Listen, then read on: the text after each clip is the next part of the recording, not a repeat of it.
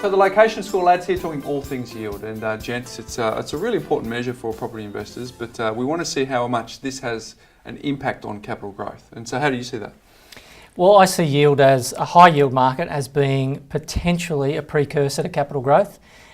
Similar to vacancy rates, it's a case of tenants are more agile than owner-occupiers because a lease is easier to get than a mortgage.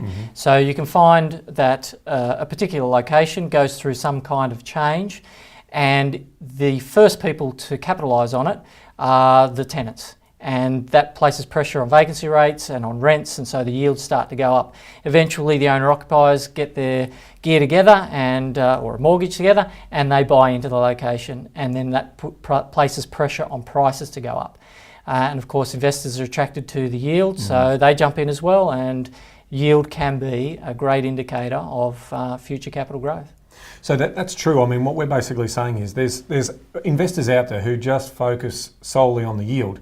And this is what we were talking about in regards to, there is a little risk in that if it's all just investors running into that market. So just looking at this in isolation without actually looking at the percentages of renters versus owner-occupiers, you can get yourself into a little bit of trouble, because if everyone's flying to chase that yield alone, they're going to be caught out. So it's really important to understand this. We're trying to measure yield as a measure of or future demand or demand coming into that market. So as Jeremy was saying, when you're looking at owner-occupiers, you're basically saying, yeah, they like the area, the infrastructure and amenities lifting, and they're sort of ready to bed down and buy into that area. And investors are then also saying, geez, the yields are pretty good because vacancy rates are low, so that's pushing the yield up. And all of a sudden you've got a combination of the two coming into the market.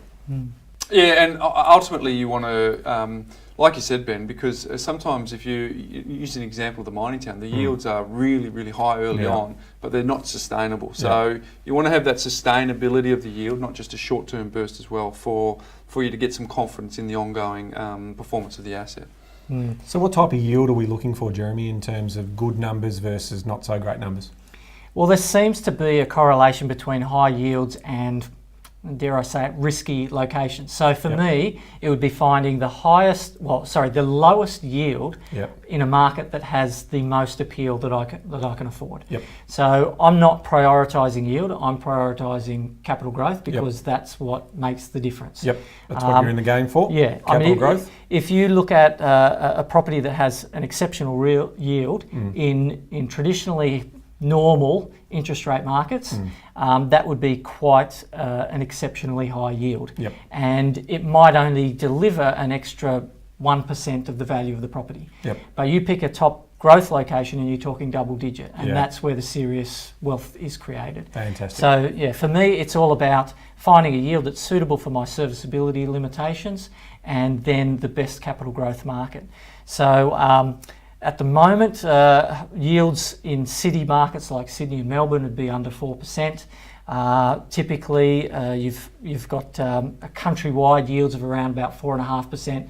So whatever suits the investor's cash flow is probably the primary concern, and then you're looking for the maximum amount of capital growth potential for those markets. And it's a pretty reliable indicator, isn't it? Because it's a snapshot. In terms of being able to measure it, you know the rent that you're getting, the price you're paying, it's a snapshot in time. So it's actually easy to measure, but there's as you're pointing out, there's suburb, that's right. Yeah, when you start talking median yield, so you're talking about an individual property, you've got a rental statement and you've got a price. So bang, you know the precise yield for that property.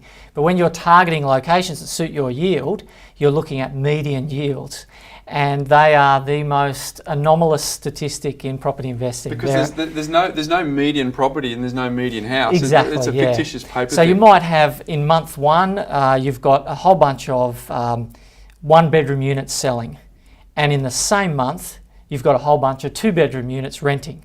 So you might have $500 a week rent and a $300,000 property, yippee-yi-yay, it's a fantastic yield. But they're two completely different properties. You can't get that sort of rent for that property, and you can't get that sort of price for the rental property. Mate, you're actually saying there's some science behind this? Surely not.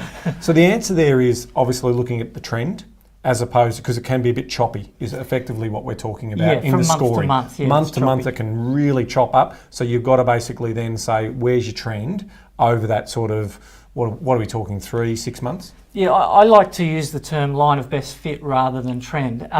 Vacancy rates are another great indicator, and they're also quite volatile. Yep. But you combine yield with vacancy rates, Yep. and you look at the line of best fit using a historical chart over the last 6 months, and Yep. you get a much better idea what is the real yield. Yep.